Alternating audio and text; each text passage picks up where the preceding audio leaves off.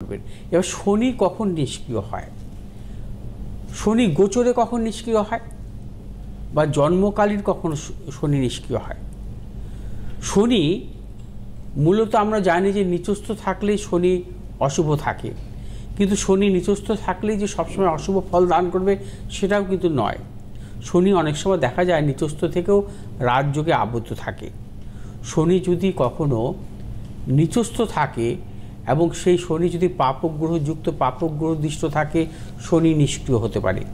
শনি যদি জন্মকালীন কম্বাস থাকে, নিষ্ক্রিয় হতে পারে। শনি যদি বাধকপতি হয়, অর্থাৎ সিংহ লগ্ন বা সিংহ রাশির জাতক জাতিকাদের ক্ষেত্রে শনি মূলত বাধকপতি।